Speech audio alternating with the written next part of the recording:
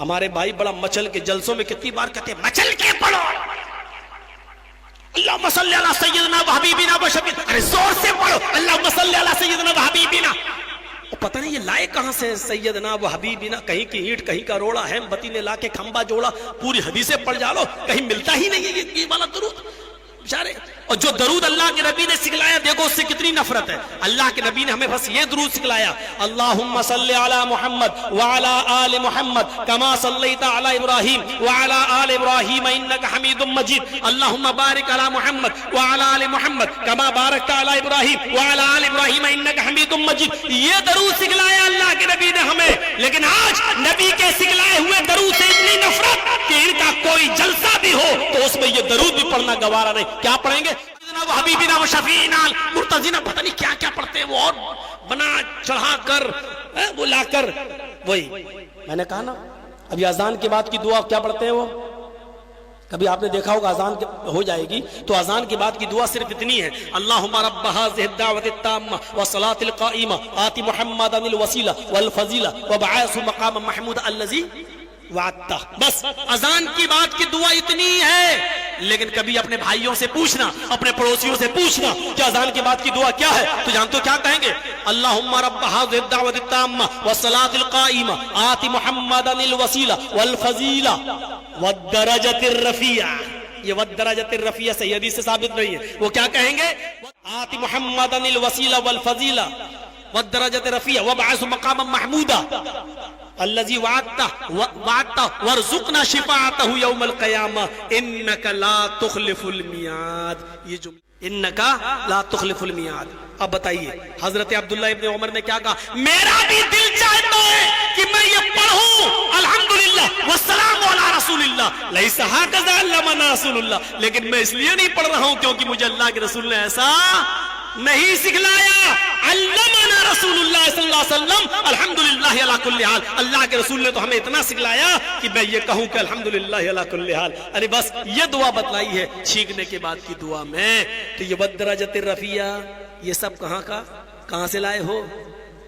حدیث سے ثابت نہیں ہے، یہ سب موضوع اور من گھڑت. تو یہ ہے.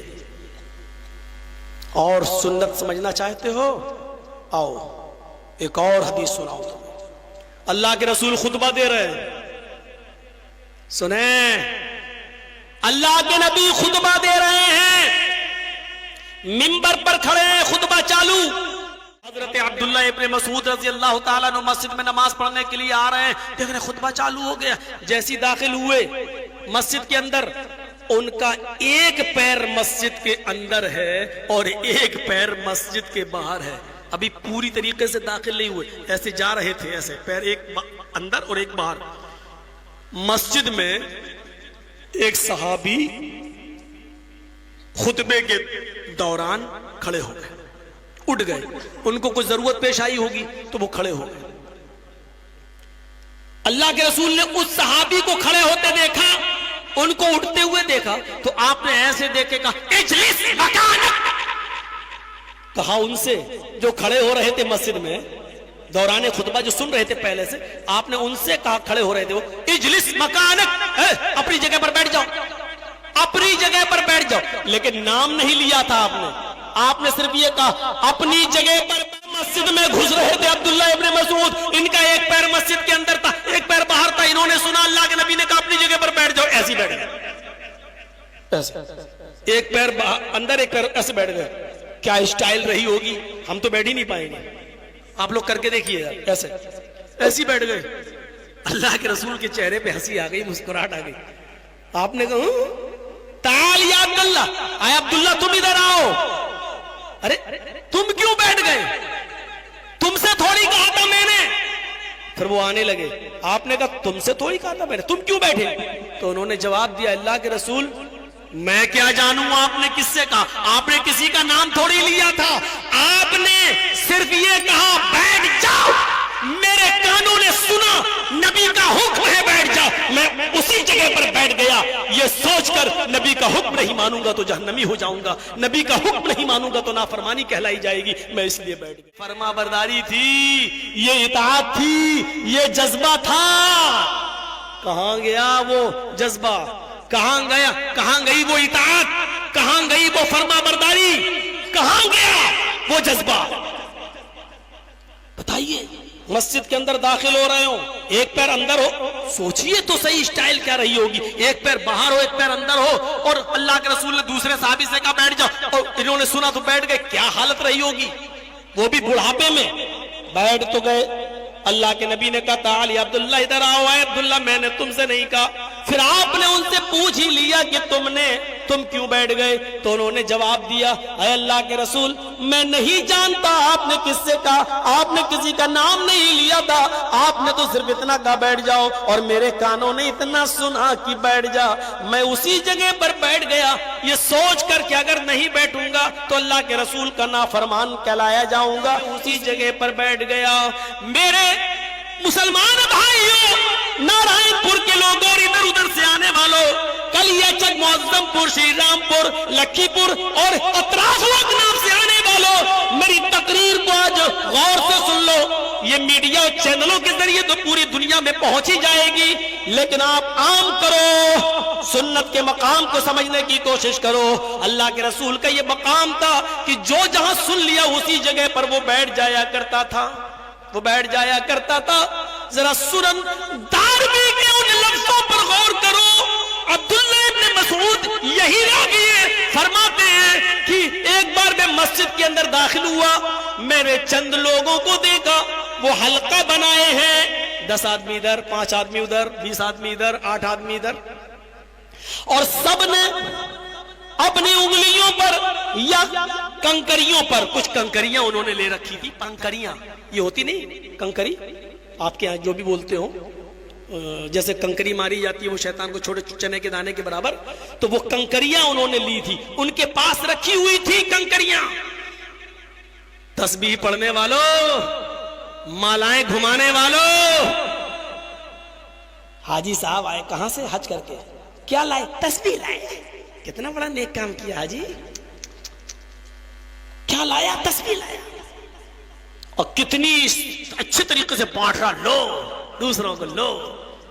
یہ تسبیح کے بارے میں یہ بانٹ رہے ہو نا، کم سے کم سوچ لیا آپ نے عبداللہ ابن مسعود نے کیا کہا تھا ان کے بارے میں، ان کے بارے میں؟ سنندار بھی اٹھاؤ کنکریاں، اور 10 آدمی ادھر، 5 آدمی ادھر، لوگ پڑھ رہے ہیں 100 مرتبہ سبحان اللہ، 100 مرتبہ الحمدللہ، 100 مرتبہ اللہ اکبر۔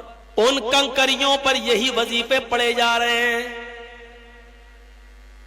ہاں آج بھی ہمارے معاشرے میں ہم نے دیکھا ہے، جب NRC اور CAA کا مدعا اٹھا تھا، میں نے دیکھا ہے بہت بڑے بڑے شہروں میں، میں نے دیکھا ہے کہ مسجدوں میں باقاعدہ وظیفے ہوئے۔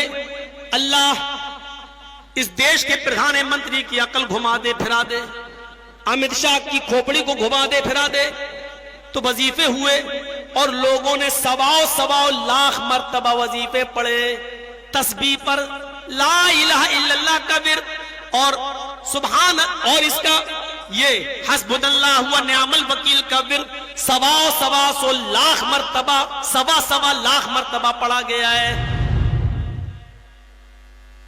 یہ طریقے آپ اپنائیں گے جو شریعت سے ثابت نہ ہوں، وہ طریقے اپنائے گئے۔ عبداللہ ابن مسعود فرماتے ہیں کہ میں نے دیکھا کچھ لوگ حلقوں میں بیٹھے ہوئے ہیں اور کنکریوں پر پڑھ رہے ہیں، کوئی 100 مرتبہ سبحان اللہ، 100 مرتبہ الحمدللہ، 100 مرتبہ اللہ اکبر، ان کنکریوں پہ پڑھ رہا ہے۔ تو عبداللہ ابن مسعود نے ان کو بد دعا دی، اللہ تمہیں ہلاک کر دے، ایک صحابی کی بد دعا۔ ان کنکریوں پر پڑھنے والے صحابیوں کو کیا کہہ رہے؟ عبداللہ ابن مسعود فرما رہے تمہاری ماں تمہیں کھو دے، تمہاری ماں تمہیں گم پائے، تمہاری ماں تمہیں مرا ہوا پائے، یعنی تم مر جاؤ، تم ہلاک ہو جاؤ، تم برباد ہو جاؤ۔ ان صحابیوں نے پوچھا، اے عبداللہ ابن مسعود آپ کو کیا ہو گیا ہے؟ آپ ہمیں مسجد میں آنے کے بعد بد دعا دے رہے ہو، ہم تو اچھا کام کر رہے ہیں۔ عبداللہ ابن مسعود کہتے ہیں یہ اچھا کام ہے۔ ان لوگوں نے کہا ہاں، ان کنکریوں پر ہم 100 مرتبہ سبحان اللہ، 100 مرتبہ اللہ اکبر پڑھ کر اللہ کی تسبیح ذکر و اذکار کر رہے ہیں۔ تب عبداللہ ابن مسعود نے کہا میں تمہیں بد دعا نہ دوں تو کیا دوں؟ ابھی جناب محمد رسول اللہ کے کپڑے پرانے نہیں ہوئے، ابھی نبی اکرم کو اس دنیا سے گئے ہوئے زیادہ دن نہیں ہوئے، ابھی محمد رسول اللہ کو انتقال کیے ہوئے زیادہ زمانہ نہیں ہوا، ابھی نبی اکرم کے کپڑے پرانے نہیں ہوئے، ابھی نبی اکرم کے برتن پرانے نہیں ہوئے، ابھی اللہ کے رسول کی چھڑی آپ کی پرانی نہیں ہوئی، اور تم نے دین کے اندر ایک نئی چیز نکال لی، دین کے اندر تم نے ایک نئی بدعت نکال لی۔ ہم نے اللہ کے رسول کے زمانے میں نبی اکرم کو اور آپ کے صحابہ کو ان انگلیوں کے پور پر پڑھتے ہوئے دیکھا ہے، سبحان اللہ، الحمدللہ، اللہ اکبر، اور تم نے کنکریوں پر پڑھنا شروع کر دیا ہے۔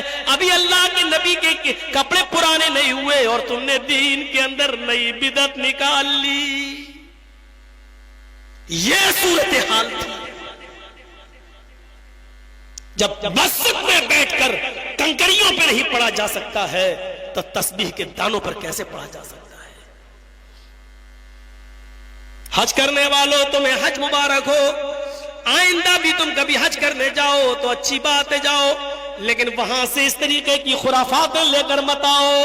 زمزم لاؤ، کھجور لاؤ، وہاں بہت سی دینی کتابیں تقسیم ہوتی ہیں، بنگلہ میں بھی، اردو میں بھی، ہندی میں بھی، آپ وہاں سے دینی کتابیں لے کے آئیے۔ کسی کو تسبیح دینے کے بجائے آپ کسی کو اپنی بنگلہ زبان میں وہاں سے لائی ہوئی دین کی کتاب دے دیجئے، قرآن لا کر دے دیجئے، آپ کے لیے یہ چیز بھی ثواب کا باعث بنے گی۔ آپ ان چیزوں کو دے رہے ہیں جس کا قرآن و حدیث کے اندر کوئی وجود نہیں ہے۔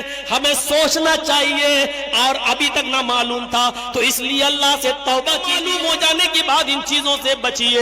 آپ کو نہیں معلوم شریعت کیا ہے، آؤ میں تمہیں بتاؤں شریعت کیا ہے۔ حضرت عبداللہ ابن عمر اپنے ایک ساتھی حضرت مجاہد کے ساتھ سفر کر رہے ہیں، ایک جنگل کی طرف سے ایک شہر کی طرف گھسنا ہوا، آپ کا جانا ہوا، ظہر کی نماز کا وقت تھا۔ حضرت عبداللہ ابن عمر کہنے لگے مجاہد آس پاس کہیں مسجد نظر نہیں آ رہی ہے، ہم کو ظہر کی نماز پڑھنا ہے۔ حضرت مجاہد کہتے ہیں ہاں کوئی مسجد تو نظر نہیں آتی ہے۔ ابھی دونوں گفتگو ہی کر رہے تھے کہ اتنے میں اذان کی آواز سنائی دی، اللہ اکبر، اللہ اکبر۔ حضرت مجاہد کہتے ہیں اے عبداللہ ابن عمر تمہیں کہیں اللہ کا نام پکارا، کوئی اللہ کا نام پکار رہا ہے کیا؟ تمہیں آواز لگ رہی ہے؟ حضرت عبداللہ ابن عمر نے کان لگایا، فرماتے ہاں آس پاس ہی کہیں مسجد کی آواز آ رہی ہے، چلو چلو جلدی اس مسجد کی طرف چلتے ہیں۔ جیسے عبداللہ ابن عمر حضرت مجاہد کے ساتھ اس محلے میں پہنچتے ہیں، مسجد کا دروازہ گیا، حضرت عمر مسجد میں داخل ہونا چاہتے ہیں، اتنے میں اذان کا آخری جملہ ادا ہوتا ہے، مؤذن کہتا ہے لا الہ الا اللہ۔ حضرت عمر نے، عبداللہ ابن عمر نے سمجھا اذان ہو گئی ہے، اب مسجد کے اندر داخل ہوتے ہیں، اتنے میں مؤذن جس نے اذان دی، اذان دینے کے بعد اس نے لفظ ایک جملہ اپنی طرف سے ادا کر دیا، الصلاۃ الجامعہ، الصلاۃ الجامعہ، لوگوں جلدی آؤ، مسجد میں جلدی آؤ، نماز کھڑی ہونے والی ہے، نماز کھڑی ہونے والی ہے۔ دیکھیے کوئی برا جملہ نہیں کہا، اس نے نمازی کے لیے بلایا، اس نے صرف یہ کہا لوگوں جلدی آؤ، مسجد میں جماعت کھڑی ہونے۔ عبداللہ ابن عمر نے مسجد میں قدم رکھ دیا تھا، حضرت مجاہد سے کہتے ہیں مجاہد میرا ہاتھ پکڑو، مجاہد مجھے گشی آ رہی ہے، مجاہد مجھے چکر آ رہے ہیں، میں گر جاؤں گا۔ مجاہد کہتے کیا ہوا؟ حضرت عبداللہ ابن عمر کہتے ہیں مجاہد مجھے یہاں سے نکالو، اس مسجد میں نماز نہیں پڑھوں گا، یہ بدعتیوں کی مسجد ہے، یہ بدعتیوں کی مسجد ہے، اس مسجد سے مجھے نکالو۔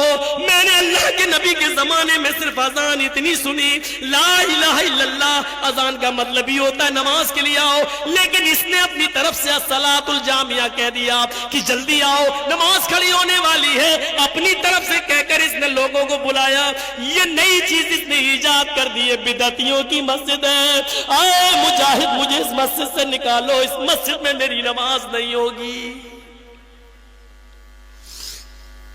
سوچئے اتنا سا جملہ بڑھ گیا تو مسجد میں نماز نہیں پڑھی، نکلے اپنی پگڑی اتاری، اسی کو چادر بنا لیا، اسی کو زمین پہ بچھا لیا اور بغیر ٹوپی کے نماز پڑھ لی, بغیر امامے کی نماز پڑھ لی, کیونکہ ٹوپی لگانا نہ فرض ہے نہ واجب ہے نہ کوئی زیادہ ثواب کا حامل ہے. اس لیے انہوں نے سوچا زمین پر بچھا لو, سر سے پگڑی اتر گئی تو کیا ہوا. میں نے اللہ کے رسول کو ننگے سر نماز پڑھتے ہوئے بھی دیکھا ہے. میرے پیارے ساتھیوں, انہوں نے مسجد سے باہر سڑک پر نماز پڑھ لی, اپنے سر کا امامہ اتار کے زمین پہ بچھا کے نماز پڑھنا گوارا کر لیا, لیکن اس مسجد میں نماز نہیں پڑھی ہے. ہم اندازہ لگائیں مولانا جرجیس آپ کی مسجد میں نماز پڑھنے کا حق رکھتا ہے. باہر سے آنے کے بعد جس مسجد کے اندر ہر فرض نماز کے بعد دعا کو ضروری سمجھ کے مانگا جاتا ہو اور امام کو مجبور کیا جاتا ہو, بتائیے کس خیال سے مسجد میں داخل ہوا جائے اور کون سا ارادہ لے کر مسجد میں جایا جائے, جہاں قبر ہاتھ اٹھا کر میت مرنے کے بعد دفنانے کے بعد ہاتھ اٹھا کر دعا مانگنے کو جنازے کا ایک حصہ تصور کیا جاتا ہو. میرے بھائیوں, کون سا چہرہ لے کر اور کون سا ارادہ لے کر آپ کے ہاں آیا جائے. 18-20 سال کا عرصہ ایک لمبا عرصہ ہوتا ہے, لیکن وہی گھسی پٹی باتیں اور وہی چیزیں چلی آ رہی ہیں.